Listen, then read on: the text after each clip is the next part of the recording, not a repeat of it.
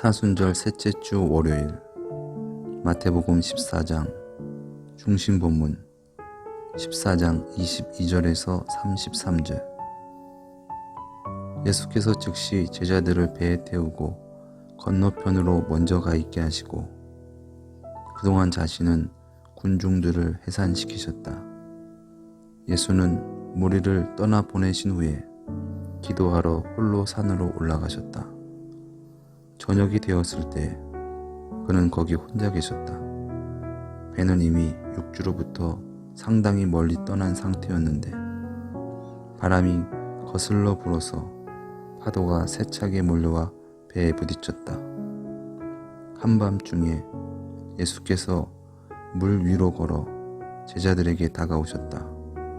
제자들이 그가 바다 위를 걷는 것을 보고는 겁에 질렸고 그게 유령이라고 생각했다. 그들은 공포에 떨며 소리쳤다. 하지만 예수께서 즉시 그들에게 말씀하셨다. 기운을 내라. 나다. 두려워 말라.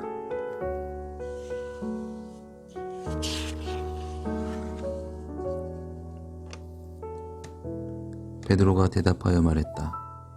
주여, 정말로 당신이 맞다면 저에게 물 위를 걸어 당신께 오라고 말씀해 주십시오. 예수께서 말씀하셨다. 그러면 어서 와 보아라. 베드로가 배에서 내려 물 위로 걸어서 예수께로 나아갔다.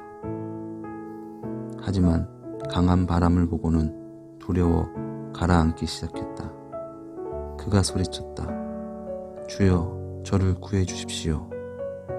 예수께서 즉시 손을 내밀어 그를 붙잡으시며 말씀하셨다. 내가 가진 믿음이 연약하기 짝이 없구나. 왜 의심하였느냐? 그들이 배에 올랐고 바람이 그쳤다. 배에 있던 사람들이 예수를 경배했다. 그들이 말했다. 당신은 진정 하나님의 아들이십니다. 아멘.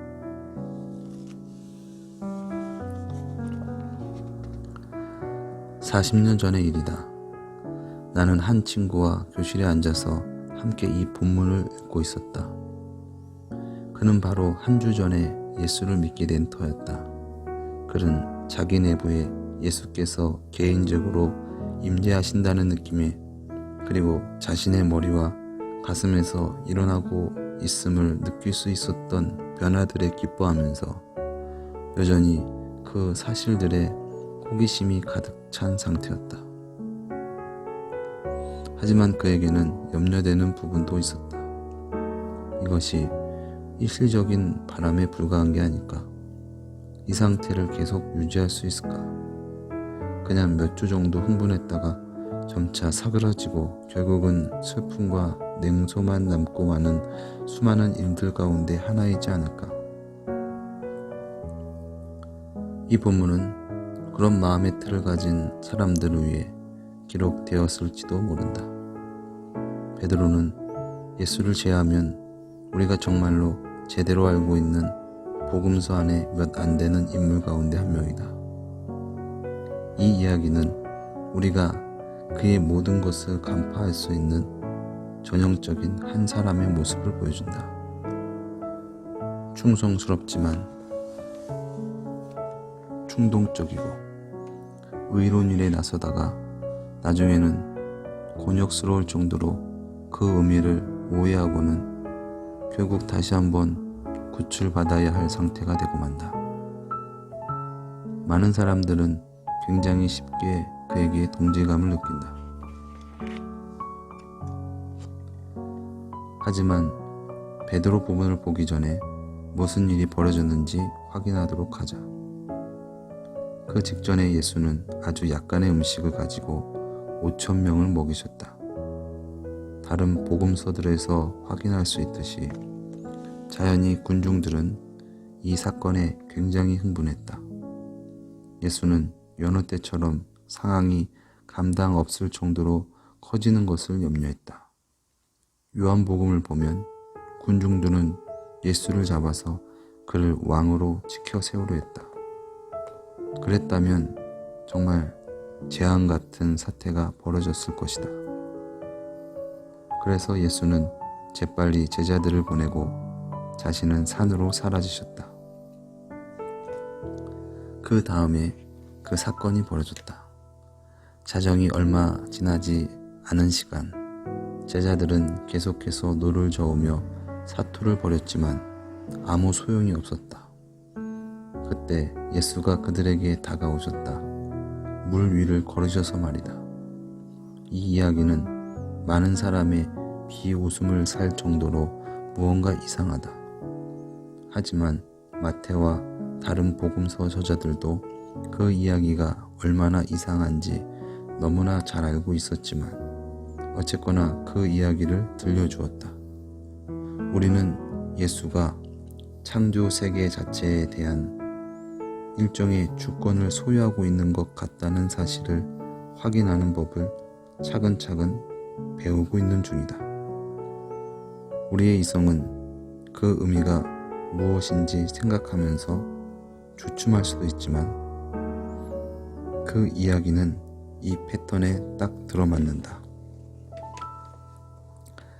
자연히 제자들도 그들의 이성을 잃고 두려움에 떨고 있었다. 저건 유령이 틀림없어. 하지만 아니다. 예수는 그들에게 다 괜찮다고 말씀하신다. 그들은 두려워해서는 안 된다. 어쨌건 두려워하지 말라는 성경 전체에서 가장 빈번하게 반복되는 명령이다. 우리 모두는 이 정신없고 걱정 많은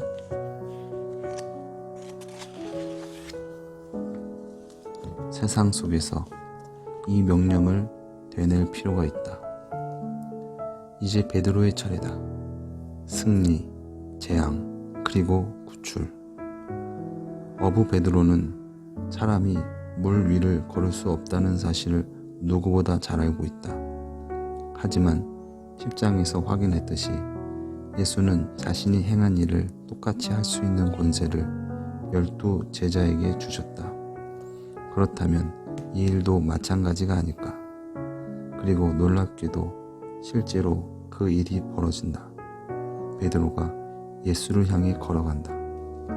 그것은 우리가 예수의 음성을 듣고 그를 따르기 시작했을 때 우리 모두가 가졌던 믿음의 발걸음이다. 하지만 우리 모두는 현실은 그와 같지 않다는 사실을 너무나 잘 알고 있다. 중요한 것은 돈과 성과 권력이다. 우리는 우리의 나쁜 버릇들을 버리지 못할 것이며 기도와 거룩의 삶을 유지하지도 못할 것이다. 하지만 예수가 직접 우리를 불러 그렇게 하라고 이러신다면 우리에게도 가능하지 않을까? 예수는 그래, 지금 내가 너를 부르고 있지 않니?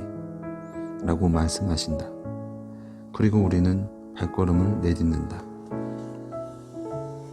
하지만 곧 상황이 완전히 악화된다. 사실 처음부터 사방에는 바람뿐이었는데 베드로는 바람이 불고 있음을 이제야 깨닫는다. 내가 뭘 하고 있는 거지? 내가 정신 나간 게 틀림없어. 내가 물 위를 걸을 리가 없잖아. 그리고 그는 가라앉기 시작한다. 이건 우리에게도 해당되는 이야기다. 하지만 핵심은 다음 장면이다.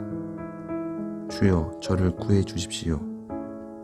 가장 단순한 기도이자 예수가 가장 기꺼이 응답하실 기도이다. 예수가 오신 목적은 어려움에 처한 사람들을 찾아 그들을 구출하는 것이라고 다른 곳에서 말씀하지 않으셨던가. 그러고 나서 그는 미소를 지으시며 우리가 의심해서는 안 된다는 사실을 상기시켜 주실지도 모른다. 그것이 바로 우리가 배워야 할 교훈이며 그러기에는 시간이 좀 필요할 것이다. 하지만 그는 우리와 함께 배에 오르실 것이고 바람은 멈출 것이다. 그리고 당연히 그 결과는 예배이다. 이 시점에서 제자들이 하나님의 아들의 의미가 무엇인지 과연 제대로 이해했을지는 의심스럽다. 하지만 그 상황에서 그들이 할 수 있는 말이 그리 많지는 않았을 것이다. 나는 대학을 떠난 이후로 그 친구와 연락이 끊겼다. 그러다가 요 며칠 전에 그와 같은 교회에 다니는 사람을 만났다. 그는 여전히 교회에 다니고 예수를 신뢰하며 그와 동행하면서 다른 사람들의 믿음을 돕고 있다고 한다. 틀림없이 베드로처럼 그리고 나와 당신처럼 그도 의심의 유혹을 떨쳐버리지 못하고 가라앉기 시작했던 순간들이 있었을 것이다. 하지만 예수는 사람들을 구출하는 일을 마다하지 않으신다. 그가 오신 목적이 바로 그것이기 때문이다. 오늘의 기도.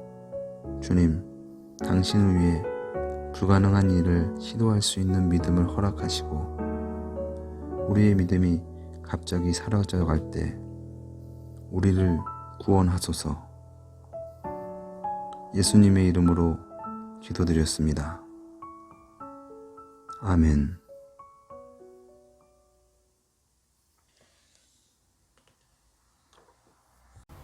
많은 은혜 받으신 줄 믿습니다.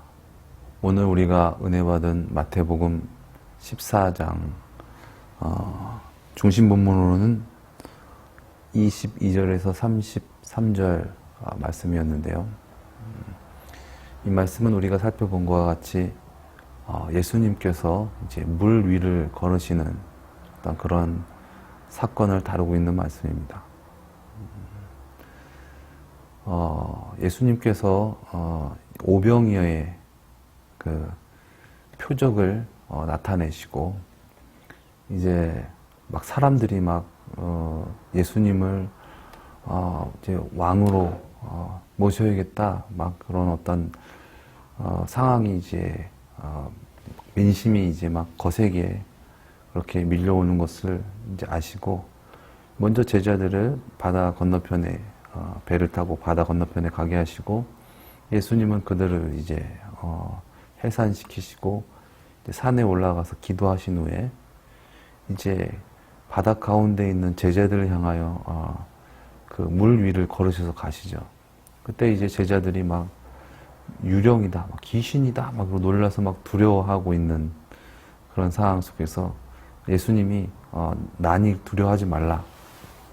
그때 이제 베드로가 정말 예수시면은 저도 좀 물 위를 걷게 해주십시오. 와, 정말 환상적입니다. 어떻게 예수님 정말 대단하시네. 어떻게 물 위를 걸으십니까? 그러면서 예, 자신도 이제 하고 싶어서 예수님께 부탁을 하죠. 그래서 예수님께서 그러면은 건너와라 라고 하셨을 때 베드로가 막 믿음으로 물길을 걷습니다. 근데 좀 걷다가 보니까 이거 뭐야? 내가 지금 물 위에 있잖아.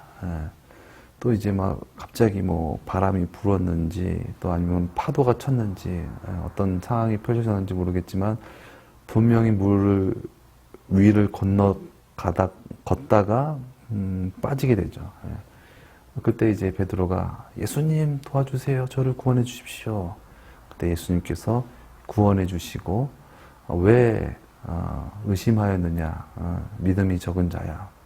그렇게 말씀하십니다. 그리고 이제 제자들이 예수님께 경배하면서 정말 예수님이 하나님의 아들이시다라는 그런 고백을 하게 되죠. 저는 이 말씀을 보면서 은혜 받았던 것이 우리가 왜 물에 빠지는가? 왜 우리가 예수님처럼 이 세상 속에 빠지는 것이 아니라 정말 이 세상 속에서 죄에서 구원함을 받아서 정말 그렇게 살아가지 못하는가? 그것은 결국 믿음이 없기 때문이다. 예수님이 진정 하나님의 아들이시다.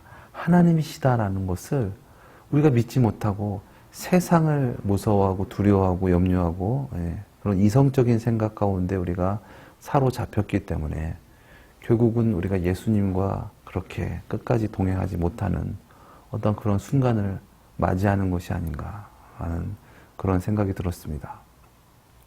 그러나 그럼에도 주님께서는 그렇게 죄에 빠진 우리들, 세상에 또 물질에 그렇게 넘어지는 그런 우리들을 불쌍히 여기시고 주님을 부르는 자에게 진정 구원을 주시는 분이시다 라는 것을 우리가 명심했으면 좋겠습니다.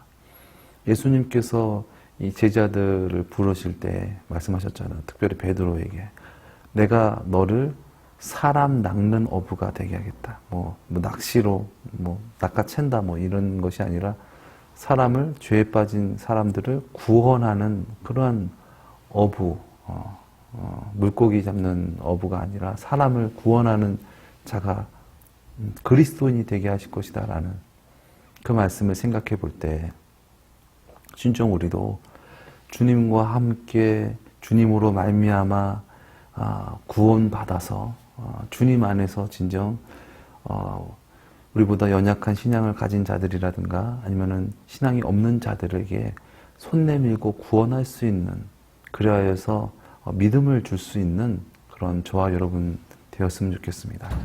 진정 주님께서 우리의 구원이 되시고 주님께서 우리의 진정한 소망이 되십니다.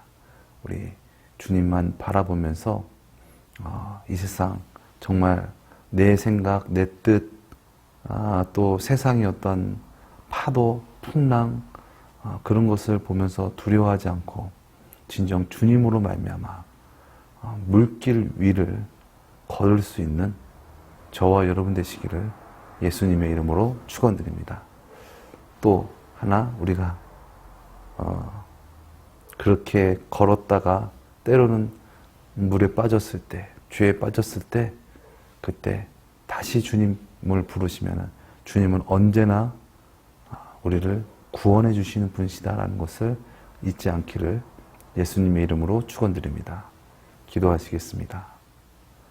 사랑의 주님, 죄악 가운데 빠질 수밖에 없는 우리를 구원하시려고 이 땅에 오셔서 우리에게 믿음을 주신 예수님, 우리도 예수님으로 말미암아 예수님과 함께 늘 동행하면서 주님과 함께 죄에 빠진 자들, 물에 빠진 자들을 진정 주께로 구원할 수 있는 그러한 믿음 있는 자가, 예수님이 주가 되신 자가 되어지게 하여 주시옵소서. 그리고 때로는 연약하여서 물에 빠지고 세상에 빠지고 죄에 빠져서 헤매일 때 주님을 향하여 외치게 하시고 그 주님의 긍휼하심으로 말미암아 우리를 구원하여 주시옵소서. 우리는 완전하지 못합니다. 우리는 불완전합니다.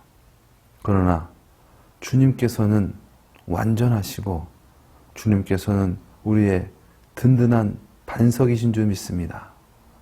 오직 나를 부인하고 날마다 주님으로 말미암아 이 세상 살아갈 때 초월적인 그러한 천국의 삶을 누리게 하옵소서. 존귀하신 예수님의 이름으로 기도드렸습니다. 아멘.